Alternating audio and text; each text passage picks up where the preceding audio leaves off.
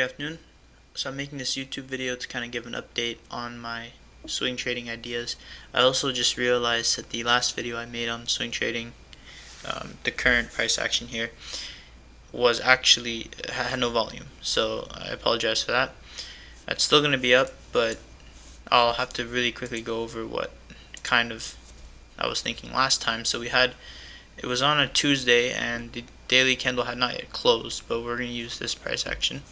And basically, I talked about how on a bigger time frame like the monthly chart, you see we've traded beneath this low, and we can look at it on NQ1.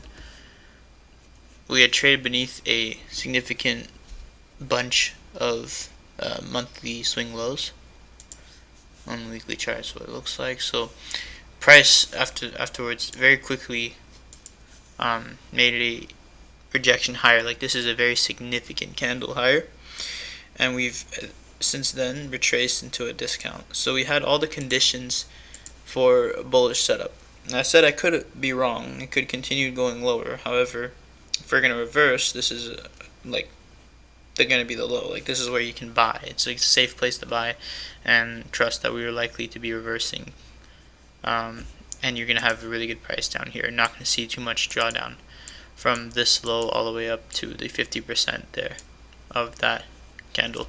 So that's like the range that I'm using to start qualifying entries. You drop down to the 4-hour and the hourly chart. Let me go back to the contract month.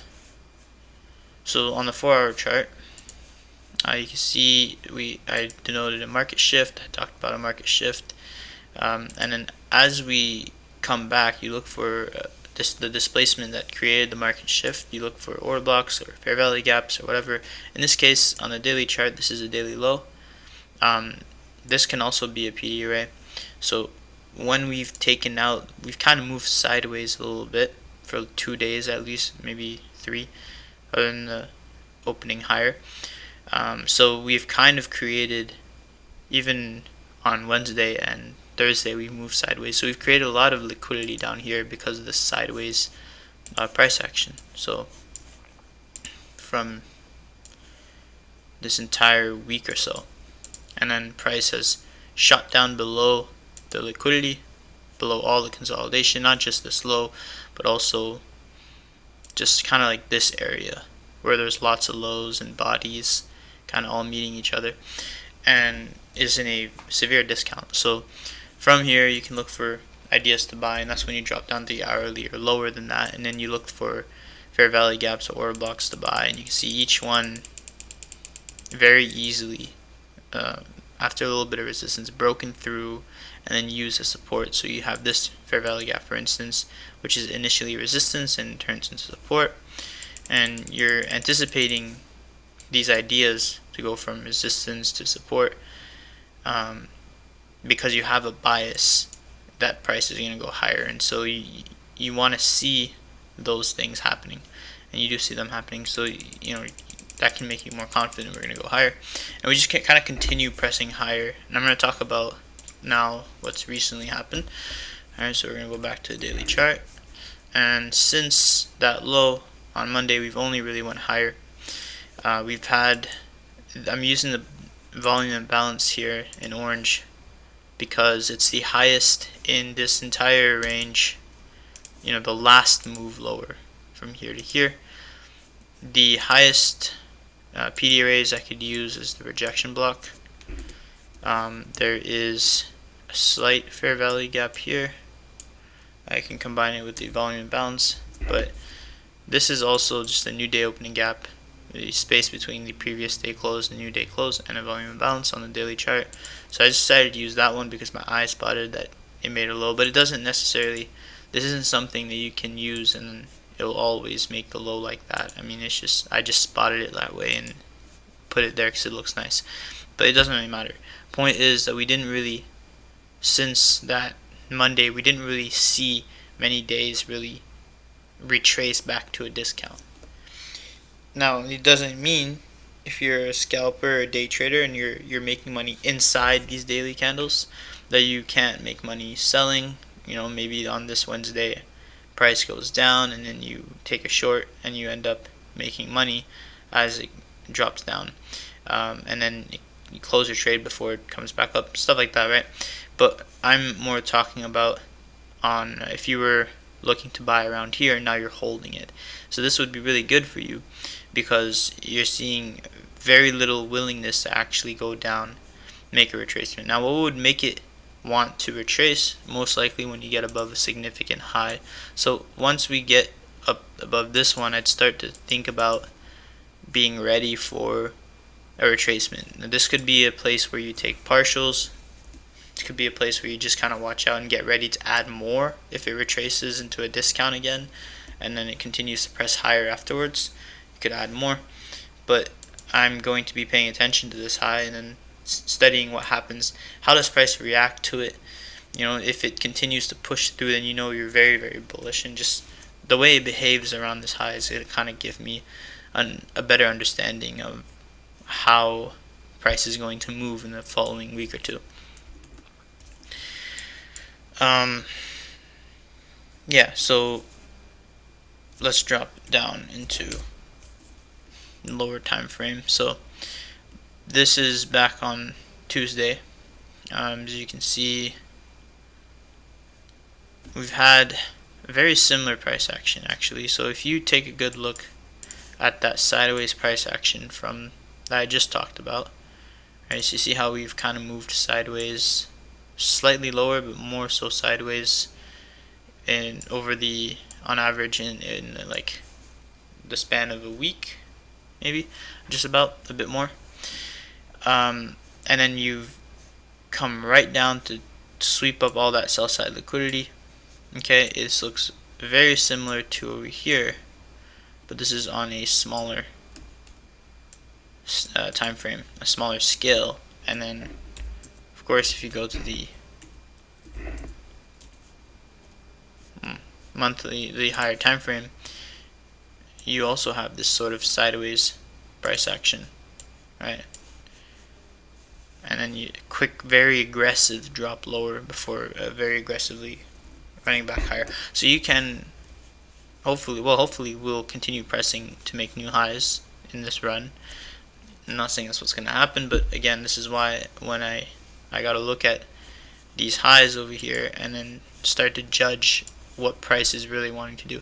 Because if you measure from high to low, we're already up into a premium. So we can technically refer to some of these PED arrays here and then start to reject them and start to go lower. But so far, with the way the candles look and how unwilling it is to actually go lower, it really doesn't look like it's going to go lower, at least until we get up above this high. Then maybe we can start to see about a more defined move lower. But anyways, back to the hourly chart. Yeah, so as price is moving sideways on this Wednesday, right around, I think there was high impact news on Wednesday at 10, I believe it was. I don't know if it was, there must have been some at 8:32. Yeah, GDP growth rate. You must have had also ADP. Yeah, ADP unemployment change, GDP, and then PCE. I don't know, Chicago PMI, and then yeah, PCE price index. Okay, so at 10.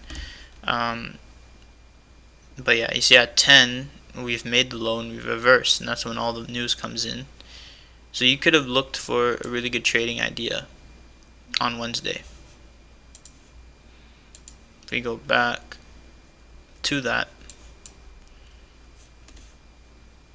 drop down to the 15-minute chart.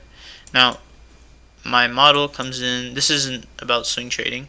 This is just kind of like scalping, and the reason I'm showing or day trading, the reason why I'm showing you this to a swing trader who might be interested is because it's the exact same thing. It's fractal. So the moves that you'll see and the way price behaves on a lower time frame is the exact same as a higher time frame. But by studying the lower time frame whenever you have the chance, you can kind of get a better feel or understanding for what the bigger time frame will do more often, right? Because it happens every day. that price trades, and the moves that you want to see unfold over the span of weeks, they happen every day inside of a day. And so you can use that price action to study, to learn more before you move on to, or before you, for you to feel more comfortable on a bigger span of time. Anyways, let's look at 930. So me, what I look for is my trading model is my trading plan is defined to wait for a 930 short-term low, like post 930 short-term low if we're in a discount. So how do I determine that? Is I just measure the low to the high of the day, very simply, and then anything under 50% is discount, which means if we're beneath 50%, I'm only looking to buy. So I wait for a 5-minute short-term low. We have one right there, and then I drop down to the entry time frame, the 1-minute chart, and I look for the first fair value gap that is available. So in this case, or sometimes inverse fair value gap if it's present, but you have this fair value gap here. Not always the first one. It just kind of depends. This is where it gets discretionary, like where and how I want to enter. As long as my stop loss is safe enough, then I'm fine. So obviously here, 50-point stop loss is too much. Usually I go 20, but with more volatility, I'm allowing myself to go up to 40. So let's say we use the most, we use 40. Like, I did get in at this price, but it could have been safer and decided getting at constant encroachment to have at that low. But anyways, and then I just go for above 3RR, the first short-term high. But if I'm looking to be a day trader, I can snipe my entry. I can wait, if you want to be more of a day trader, you can wait and you can set an alert, right? Like you can be looking day by day at this price action on the hourly chart, and then just kind of set an alert underneath all these lows. So then Wednesday kind of gets tripped up, and you try and like snipe your entry or whatever, all the way down to the 1-minute chart. Like this is something that you can hold for the high of the day, and then you can capture the entire day's range, and maybe more if you take partials. You can go to previous day high, and get lots of RR. These types of setups don't happen very, very often though. But this is an opportunity to line up with the price action that you saw, that you've been seeing that goes higher. But my play was just this. It was 153 points, 3.8 RR, and even that is not bad, 4 RR.